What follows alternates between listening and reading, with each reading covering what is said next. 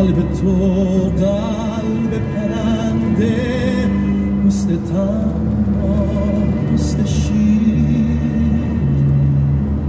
زندون تنو رها کن ای پرنده پر بگیر.